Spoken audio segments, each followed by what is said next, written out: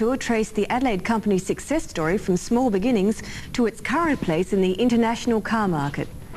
Just about every Australian family has owned a Holden, and during today's birthday celebrations it was hard to tell who was in the official convoy and who was just out for a Sunday drive. Based on the American Chevy, the Holden was once nicknamed the Yankee Reject. But judging by the condition of these handsome classics, the Holden's status has clearly improved. Crazy about an automobile, and here I am standing with nothing but a rubber heel. Well, every woman I know, crazy about an automobile. Shoot, shoot, shoot. All Holden styles, from the earliest model to the HX Holdens and Tiranas, were represented during today's birthday drive. It began at Holden's original city site, past the company's new plant at Elizabeth, and ended at the Birdwood Mill Museum. Carolyn Jones, 10 News. And now for the pools and cross lotto results. The pool 6 from 38 results for week 174. And incredibly, there are still a few around in near perfect condition. In fact, more than 100 classic Holdens were out and about today to commemorate the occasion. The motorcade wound its way through city streets and past the old Holden factory at Woodville, no doubt bringing back a few memories for many, before finishing up at the Birdwood Mill.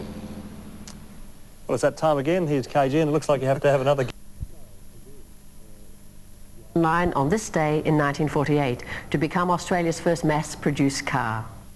Holden boasts every Australian's life has been affected by this car and this jingle. Holden, you in my Holden, life is separated by. The FX Holden, Australia's first mass-produced car, was the result of 5 years planning and much cloak and dagger secrecy. It was launched on the 29th of November 1948 by a very inquisitive Prime Minister Ben Chifley.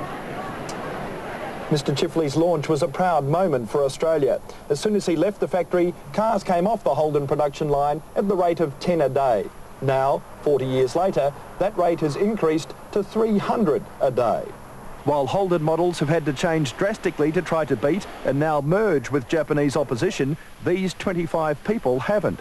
They've all worked at Holden since its launch 40 years ago, and today they, and the first car off the production line, had a celebration lunch.